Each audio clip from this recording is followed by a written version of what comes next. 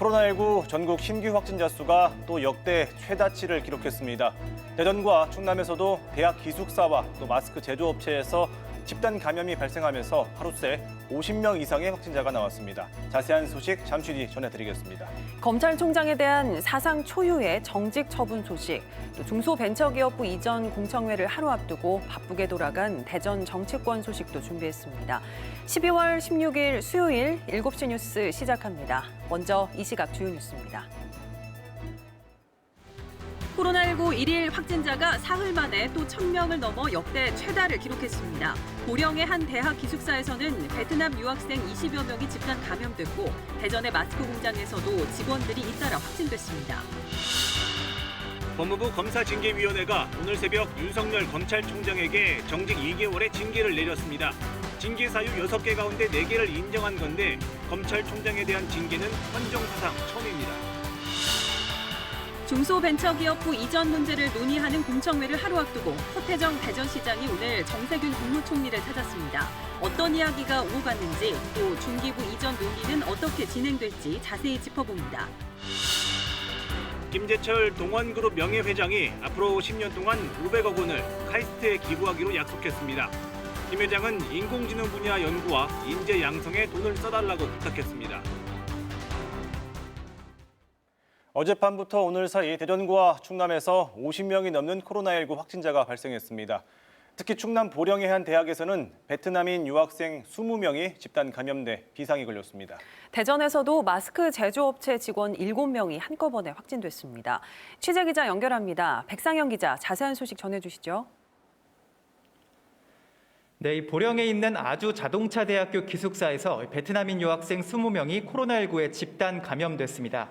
앞서 그제밤 같은 기숙사 내에 베트남인 유학생 1명이 확진되면서 기숙사 유학생 전원이 검사를 받았고 이들 20명이 양성 판정을 받았습니다. 양성 판정된 학생들은 각자의 기숙사 방 안에 격리됐는데요. 방역당국은 내일 아침 확진 판정된 학생들을 경기권의 생활치료센터로 옮길 예정입니다. 앞서 집단 감염이 발생한 당진의 나음교회 관련 확진자도 이어지고 있습니다. 서산에서는 당진 나음교회 확진자가 다녀간 기도원과 관련해 확진자 가족과 접촉자 등 7명이 추가 확진됐습니다. 천안에서도 관련 확진자와 접촉한 1명이 확진돼 당진 나음교회와 관련된 누적 확진자는 120명으로 늘었습니다. 충남에서는 이 밖에도 천안과 당진 등에서 7명이 더 확진됐습니다. 대전에서는 추가 확진자가 17명 발생했는데요. 특히 유성구의 한 마스크 제조업체에서 그제 직원 1명이 확진된 데 이어 직장 동료 7명이 집단 감염됐습니다. 방역당국은 이에 따라 직원 50여 명을 검사 중이고 공장 내부 환경 검체도 채취해 분석할 예정입니다. 이 업체에서 생산된 마스크는 지난 7일 이후 반출되지 않은 것으로 파악됐습니다. 또 앞서 집단 감염이 발생한 관평동 맥주집과 관련해 2명이 연쇄 감염됐고 앞서 확진된 대전지법 직원과 관련해 접촉한 2명이 추가로 양성 판정되는 등 10명이 더 확진됐습니다. 한편 집단 감염이 발생했던 공주 푸르메 요양병원에서 확진된 80대 환자가 또 숨져 관련 사망자가 모두 5명으로 늘었습니다. 지금까지 대전시청에서 KBS 뉴스 백상현입니다.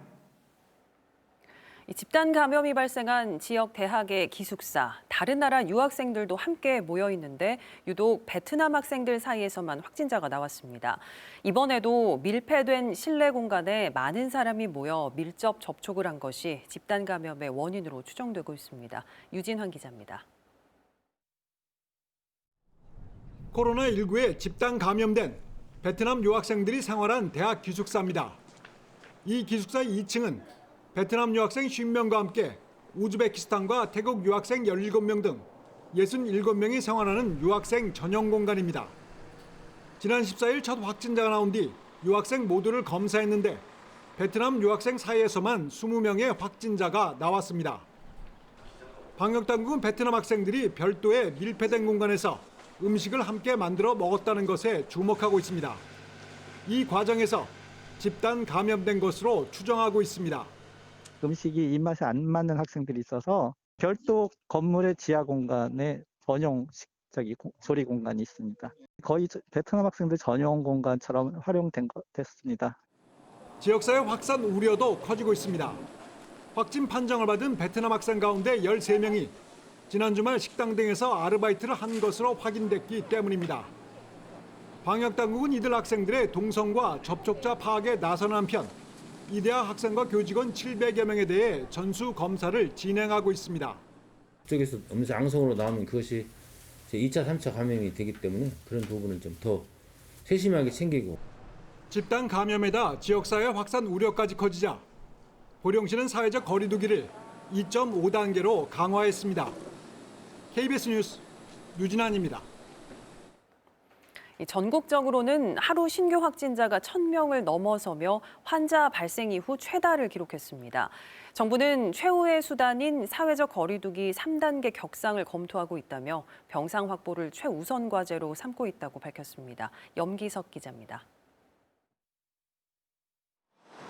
질병관리청 중앙방역대책본부는 오늘 0시 기준 코로나19 신규 확진자가 1,078명이라고 밝혔습니다. 이 가운데 국내 발생 신규 확진자는 1,054명, 해외 유입 사례는 24명입니다.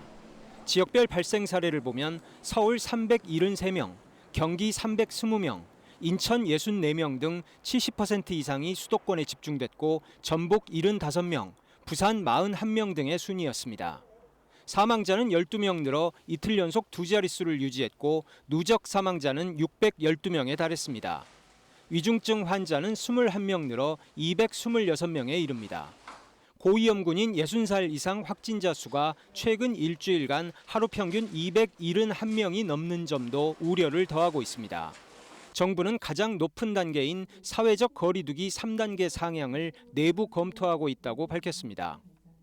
거리두기 3단계를 검토할 수 있는 기준인 800명에서 1,000명의 환자 수 범위에 진입하였습니다. 정부는 다만 방역과 의료 대응 여력, 향후 유행 전망, 사회적 여건 등을 종합적으로 고려해 결정할 것이라고 덧붙였습니다. 3단계 상향 시 자영업자 등의 큰 피해가 우려되는 만큼 정부는 각 분야별로 지원 대책을 준비하는 한편 세부 방역 지침을 다듬고 있습니다. 위중증 환자가 급증하면서 병상 부족도 심화되고 있습니다. 즉시 사용 가능한 중환자 병상은 어제 기준 전국적으로 40개에 불과하고 수도권엔 단 3개만 남았습니다. 정부는 이에 따라 병상 확보를 방역의 최우선 과제로 꼽았습니다. 특히 확진자가 많은 수도권 지자체들은 확진자 병상 배정에 행정력을 총동원해달라고 부탁했습니다.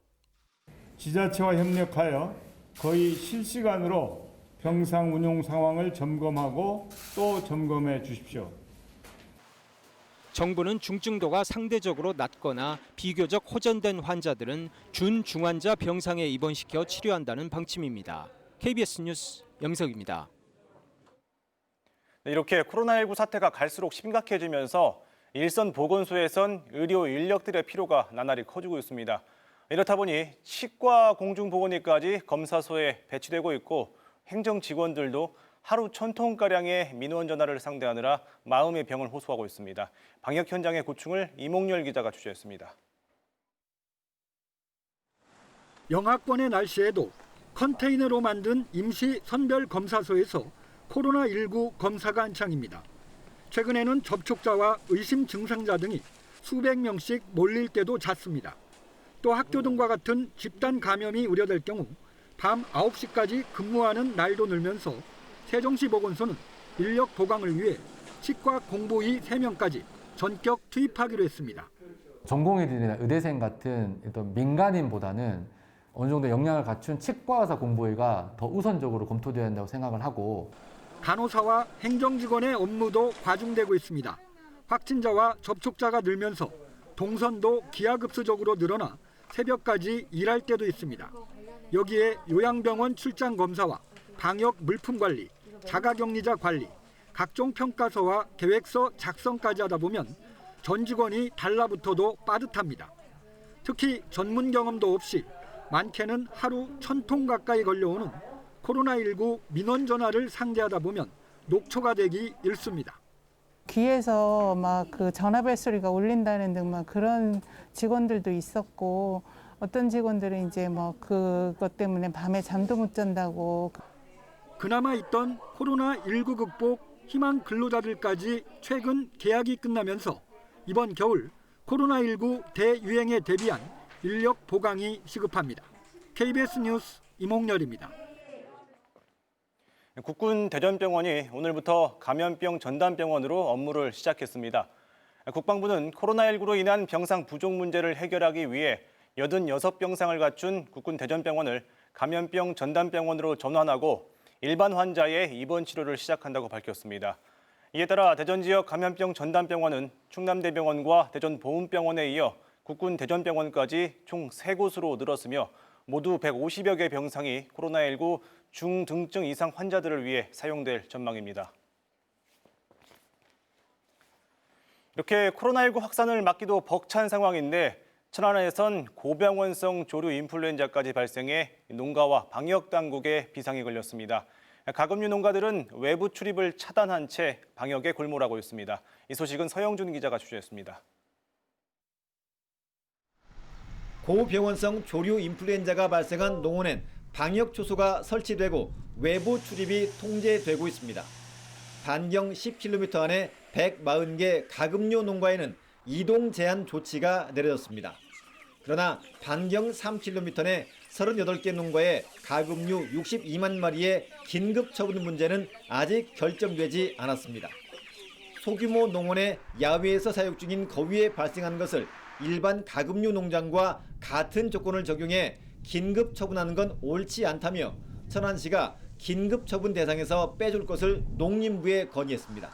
이에 따라 농림부가 오늘 현장 실사를 벌였고 농가들은 소규모 비전업 농가 때문에 대규모 전업 농가가 피해를 보는 건 부당하다는 입장을 전했습니다.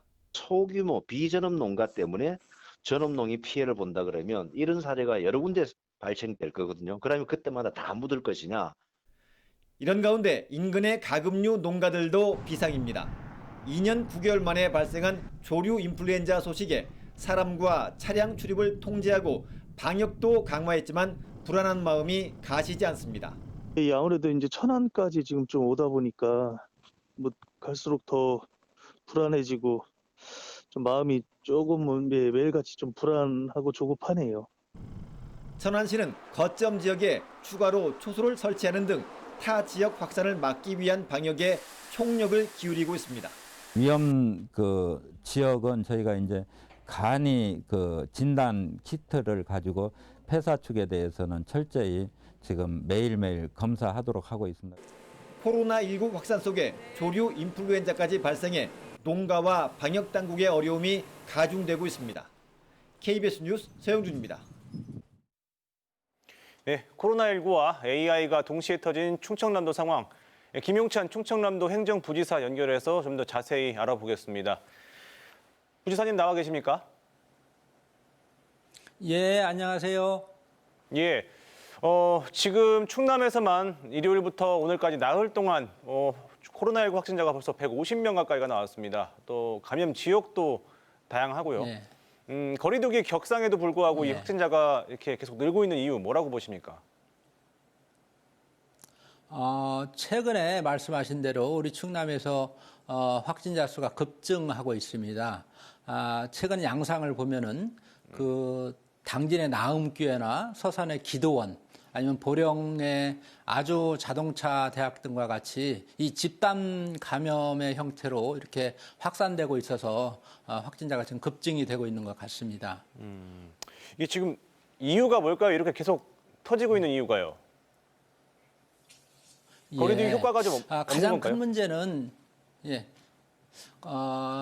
거리두기 효과는 없다기보다는요, 많은 사람들이 이제 긴장이 많이 해이해진 탓이 아닌가 싶습니다. 네. 이게 거리두기가 너무 장기간 오래되다 보니까 많은 사람들이 나는 괜찮겠지 하는 그런 안일한 의식으로 많은 사람들과 소모임이라든가 아니면 감염이 이루어지기 쉬운 그런 상황에서 밀접한 그런 장소에서 많은 사람들과 대화하고 또 기도원에 가서 기도를 하고 하는 그런 상황이 이루어지기 때문에 이게 집단 감염으로 이루어지고 있지 않나 그런 생각입니다. 이렇게 확진자가 갑자기 늘면서 이런 생각도 듭니다. 지금 역학 조사를 할 수 있는 역량이 충분할까 이런 의문도 드는데 지금 상황은 어떻습니까? 역학 조사 관해서는요, 저희들이 우리 도에서도 우리 훈련 받은 그 공무원들이 좀 많이 있지만 저희들이 이제 필요하면은 그 중앙정부 복지부에 역학조사 관련 인력을 요청을 하고 있고 복지부에서도 적극적으로 지원하고 있는 상황입니다. 그래서 역학조사 관련해서 물론 충분치는 않습니다. 충분치는 않지만 저희들이 기존에 이제 훈련 받은 도의 공무원들, 그리고 시군의 공무원들이 총 투입이 돼서 그 집단 발생에 지금 대응을 하고 있다는 말씀을 드립니다. 수도권은 지금 병상도 좀 부족한 상황이 이어지고 있습니다. 충청남도는 아직 병상 부족 문제 없습니까? 사실 병상 부족 문제가 지금 수도권에서는 심각한데 저희들 같은 경우에는 예컨대 순천향대 병원이나 당국대 병원 그리고 천안 공주 등 도내 4개 의료원이 있지 않습니까? 네. 총 합해서 6개 의료기관이 있는데요. 6개 의료기관에 270개의 병상을 이미 확보를 했습니다. 그중에서 현재 가용 병상은 93병상이 가능합니다.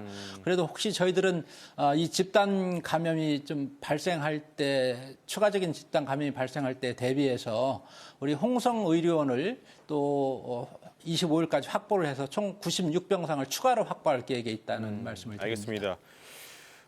다음 질문 드리겠습니다. 오늘 또 전국 확진자가 최고치를 기록했습니다. 또 최근 무증상 확진자도 많은데 그렇다 보니까 따라가는 방역보다 선제적으로 확진자를 좀 찾아내야 한다 이런 지적도 나오고 있는데 혹시 뭐 검사자 수를 늘리기 위한 대책도 맞습니다. 고민하고 계십니까? 검사자 수 늘리는 것이 저희들한테 가장 급선무라서요. 오늘 아침에 제가 회의를 하면서 자체적으로 시군에 선별 진료소를 좀 시범적으로 많이 좀 운영했으면 좋겠다는 이야기를 했습니다. 그래서 원하는 사람들은 누구나 와서 진료를 받을 수 있도록 조치를 하도록 했고요. 참고로 최근에 국내 그 신속 간이 키트를 생산하는 업체가 있어요. 그 업체에서 허가 업체가 하나가 있는데 각 시도에 한 10,000개씩의 신속 항원 검사 진단 키트를 기부를 했습니다. 그래서 요것은 한 30분 정도면은 검사 결과가 나오거든요. 그래서 요 진단 키트를 활용을 해서 저희들도 시군과 협조를 해서 요거를 적극적으로 좀 시범 운영을 해볼 생각입니다. 그래서 가급적 빠른 시일 내에 우리 확진자를 찾아내려는 그런 노력을 하고 있다는 말씀을 드립니다. 예. 오늘 보령시가 2.5단계로 사회적 거리두기를 격상을 했습니다. 혹시 다른 지역에도 추가 격상할 가능성이 있는 겁니까? 지금 상황으로 본다면 당진시가 며칠 전에 했고요. 또 보령시도 집단 감염이 나왔기 때문에 했는데 그것은 시군에서도 지금 적극적으로 이렇게 사회적 거리두기 상향 조치를 하고 있고요. 지금 타 시군 같은 경우는 그렇게 당진시나 그 보령시 같이 집단적으로 많이 나오는 사례는 그렇게 많지가 않아서 아직은 그렇게 필요성은 덜한데 저희들은 필요하다면 언제든지 즉각적으로 시군과 협의해서 단계를 상향할 계획이 있다는 말씀을 드립니다. 네, 마지막으로 좀 짧게 여쭙겠습니다. 고병원성 AI 상황인데요. 거위체험농원에서 발생한 이 고병원성 AI와 관련해서 충청남도가 예방적 살처분을 유예해달라고 정부에 건의를 했습니다. 그 이유가 뭘까요? 잘 아시는 바와 같이 여기는 그 농장에서 발생한 것이 아니라요. 그 체험농원에서 발생을 한 것입니다. 그래서 그 농원에 사육 중이던 거위하고 오리에 대해서 오리가 나와가지고 그렇게 이제 문제가 좀 됐는데요. 지금 말씀드린 바와 같이 일반 농장이 아닌 체험농장에서 발생했다는 점, 그리고 두 번째는 그 다른 가금 농장과의 역학 관계가 전혀 없다는 점을 고려해서 저희들이 이제 3kg에 대한 그 기존에 3kg에 대한 예방적 살처분을 제외해 줄 것을 농축산식품부에 건의를 했고 현재 농축산식품부에서는 우리 천안에 나와서 실사단이 나와서 그 확산 위험성에 대한 실사를 하고 있는 상황입니다. 알겠습니다. 그 결과는 오늘 밤 늦게 나온다니까 저희까지 지켜보겠습니다. 여기까지 듣겠습니다. 부지사님 고맙습니다. 감사합니다.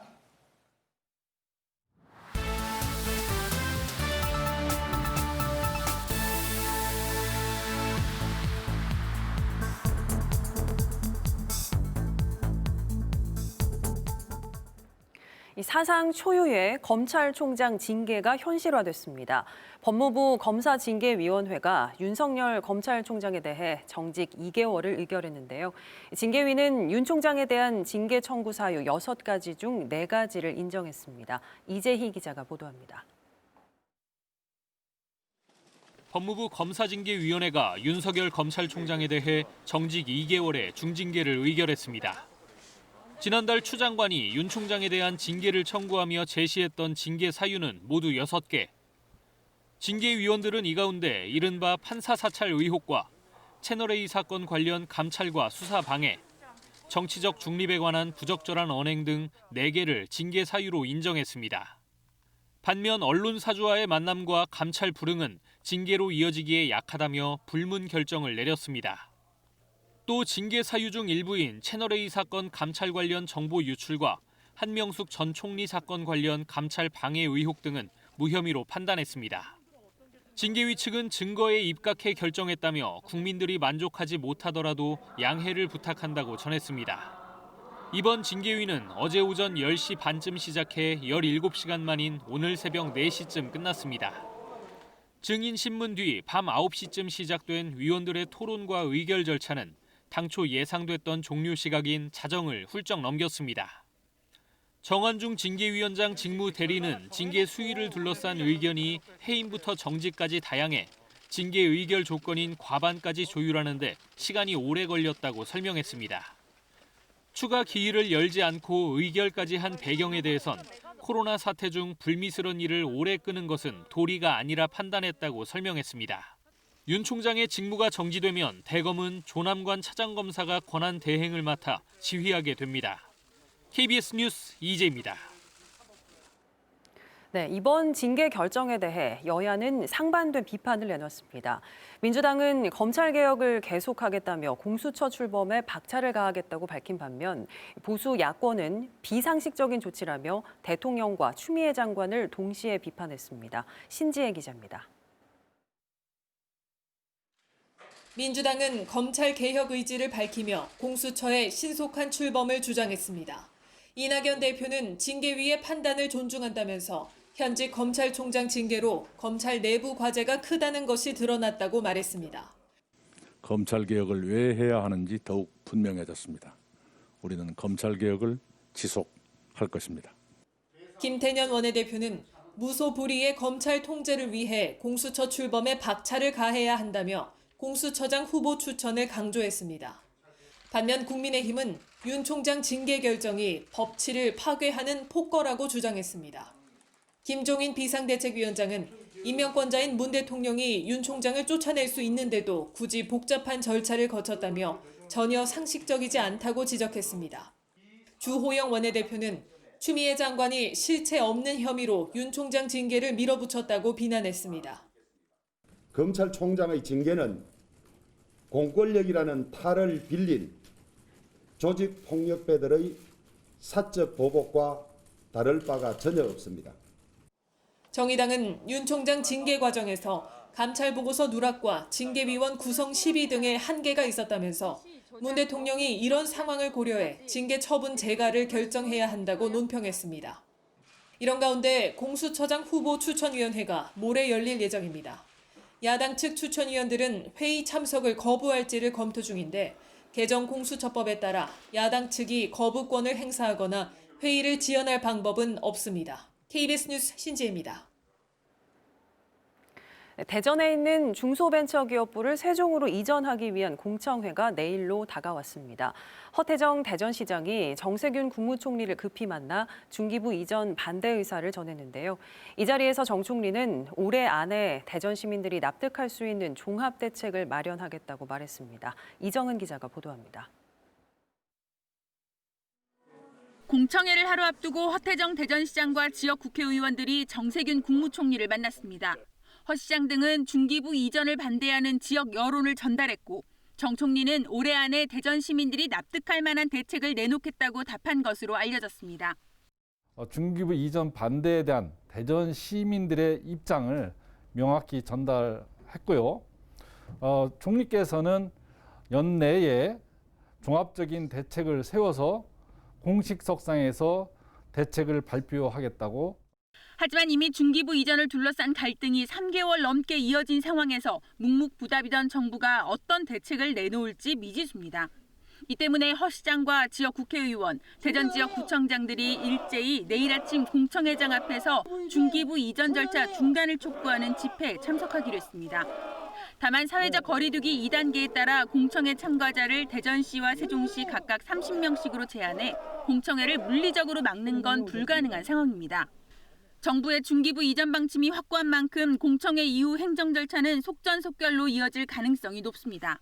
정부가 중앙행정기관 협의와 대통령 승인을 얻어 내년 초까지 이전 계획을 고시하면 중기부는 세종시의 빈 건물을 빌려 쓰다 2022년 8월 준공 예정인 신청사에 입주한다는 계획입니다. 하지만 천막 농성까지 벌이며 중기부 이전을 반대해온 허태정 대전시장과 민주당 지역 국회의원들은 중기부 이전 추진에 상응하는 수준의 외청 등 정부기관 이전과 플러스 알파 없이는 불가하다는 입장입니다.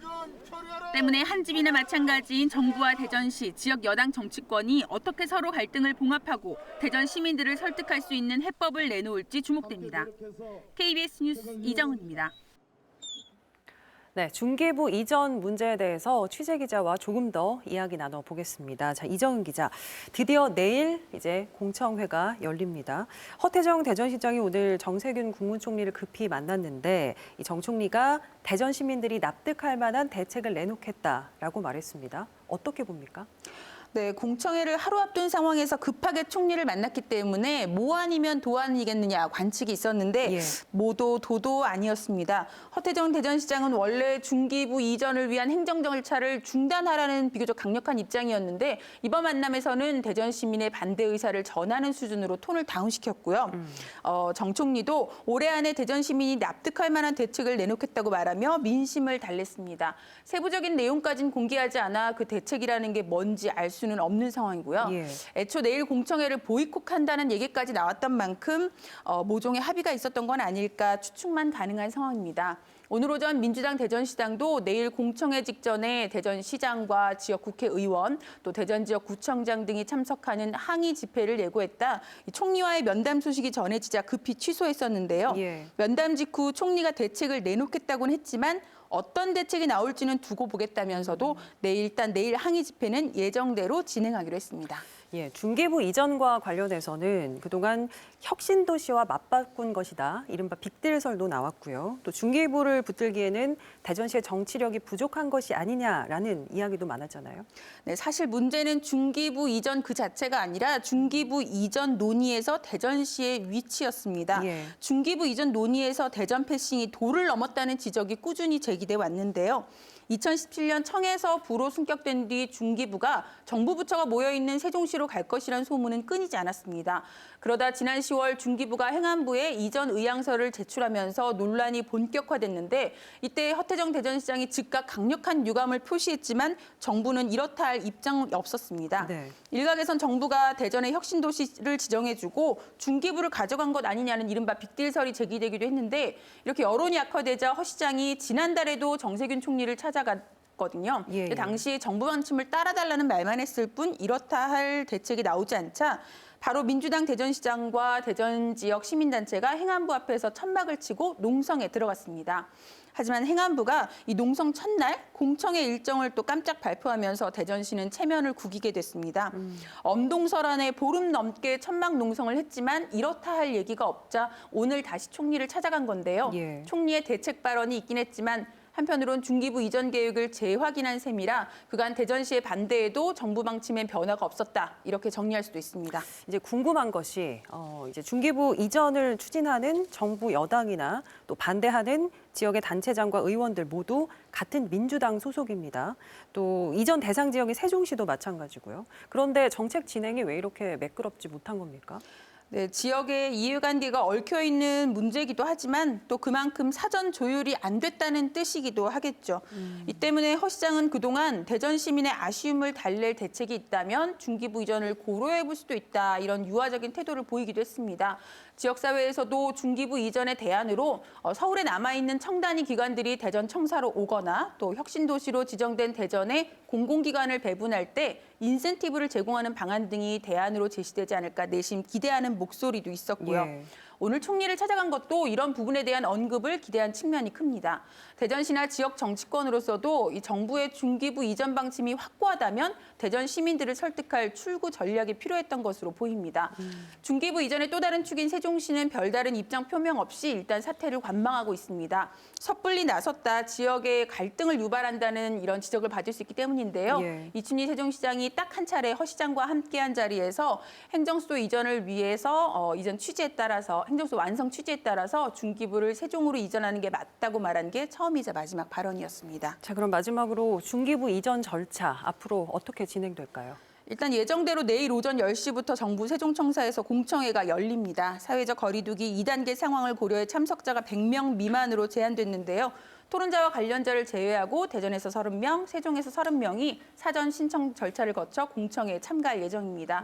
공청회에서 정부는 청에서 부로 승격된 취지를 살리고 유관기관 간 업무 협력을 통한 행정 효율성을 강화하기 위해 중기부 이전 필요성을 설명할 것으로 보입니다. 네. 중기부는 계획상 내년 8월까지 세종시로 이전하고 청사를 확보하기 전까지는 건물을 임차에 쓸 예정입니다. 공청회를 통해 국민과 전문가의 의견을 수렴한 뒤 관계기관과 협의를 거쳐서 이전 계획을 수립하게 되는데요. 대통령 승인을 끝으로 이전 여부가 결정나게 됩니다. 중기부 이전이 이대로 지역 간 제로섬 싸움으로 끝을 맺을지 윈윈 관계를 거듭날지 좀 지켜봐야겠습니다. 네, 여기까지 듣겠습니다. 이정은 기자 수고했습니다.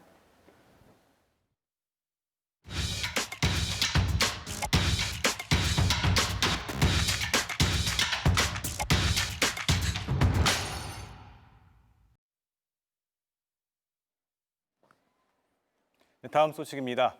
지난해 경영 일선에서 물러난 김재철 동원그룹 명예회장이 카이스트에 거액의 사재를 기부하기로 했습니다. 김 명예회장은 이 재원이 우리나라를 인공지능 강국으로 도약시키는 마중물이 되길 바란다고도 밝혔습니다. 양민호 기자입니다. 김재철 동원그룹 명예회장이 카이스트에 앞으로 10년 동안 500억 원을 기부하기로 약속했습니다. 인공지능 AI 분야에서 과학인재 양성과 연구에 써달라는 게 김 회장의 바람입니다. 거꾸로 제작된 세계 지도를 집무실에 걸어놓고 태평양을 바라보며 기업을 경영했던 김 명예회장.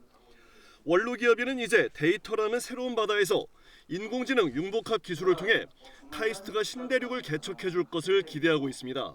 우리가 국력을 모아 AI 개발 경쟁에 나선다면 AI 선진국이 될 수 있고 나아가 처음으로 우리 대한민국이 세계사에 공헌하는 기회가 될 수도 있다고 생각합니다.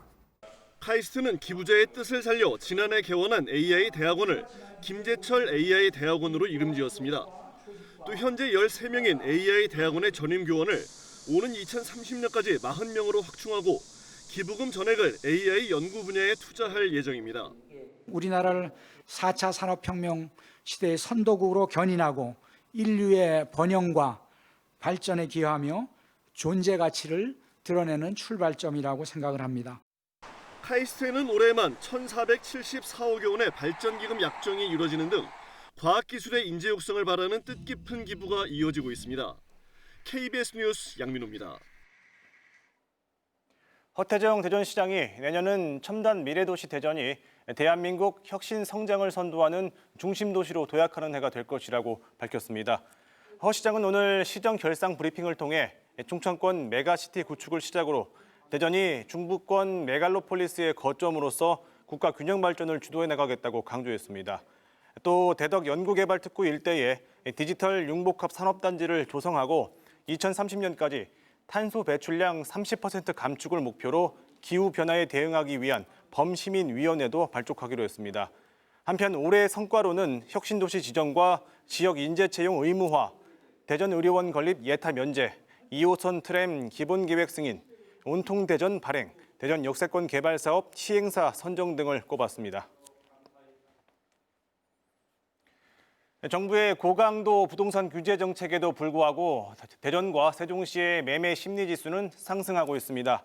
국토연구원 부동산시장연구센터가 발표한 부동산 매매 심리 조사 결과에 따르면 전국적인 지수 상승세를 보인 가운데 세종은 지난달 147.3으로 전달보다 18.1포인트 올랐고 대전도 132에서 138.6으로 6.6포인트 올랐습니다. 세종시 풍선 효과로 10월에 6.6포인트가 올랐던 충남은 지난달 4.3포인트 내려간 137.2로 매매 심리가 다소 누그러졌습니다. 전세시장 소비심리지수는 수도권에선 하락세를 보였지만 세종은 138.1로 전달보다 4.2포인트 올랐고 지수도 138.2를 기록한 울산 다음으로 높았습니다. 9살 어린이를 여행용 가방에 가둬 숨지게 해 1심에서 징역 22년이 선고된 의붓어머니에게 검찰이 항소심에서도 1심과 같은 무기징역을 구형했습니다. 검찰은 오늘 대전고법 형사 1부 심리로 열린 41살 A씨에 대한 항소심 결심 공판에서 A씨가 아이를 여행 가방에 긴 시간 가둬둔 것도 모자라 가방 위에서 뛰고 술을 마시기도 했다며 살인 의도가 있었다고 구형 이유를 밝혔습니다.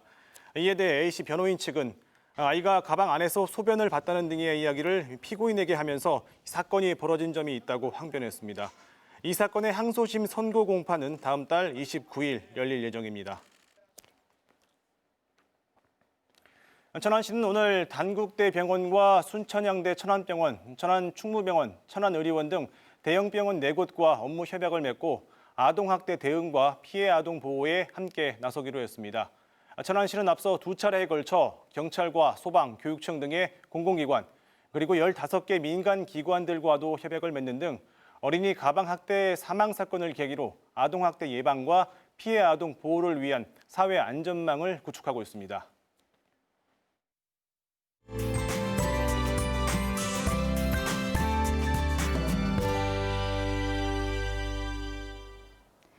내일 아침도 오늘만큼 춥겠습니다. 한파주의보가 발효 중인 계룡과 천안은 영하 12도 아래로 떨어지겠습니다. 이번 추위는 내일 낮부터 차츰 누그러질 것으로 보이는데요. 한낮 기온이 2도 안팎까지 올라 오늘보다 3도 정도 높겠습니다.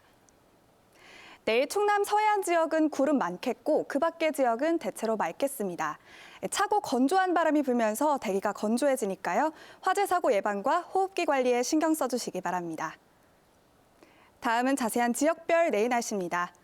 내일 아침 기온 세종이 영하 10도, 금산과 공주는 영하 11도로 예상되고요. 한낮에는 세종이 2도, 대전이 3도까지 오르겠습니다. 충남 북부 지역의 아침 기온 아산이 영하 10도를 보이겠고요. 한낮에는 서산과 태안이 2도까지 오르겠습니다. 충남 남부 지역의 아침 기온 청양이 영하 10도까지 떨어지겠고요. 한낮에는 부여가 3도까지 오르겠습니다. 바다의 물결은 1.5m 높이까지 일겠습니다.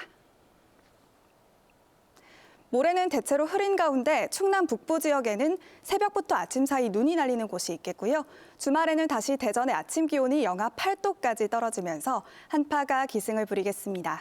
기상정보였습니다. 심리적 마지노선인 확진자 1000명을 사흘 만에 또 넘어섰습니다. 그런데 진짜 문제는 이 확진자 수뿐만이 아닙니다. 특정 지역과 집단을 뛰어넘는 광범위한 확산 양상, 전국 어디에도 안전한 곳이 없다는 뜻이겠죠. 불필요한 만남과 외출을 줄이는 일, 나부터 시작해보면 어떨까요? 7시 뉴스 마칩니다. 내일 뵙겠습니다.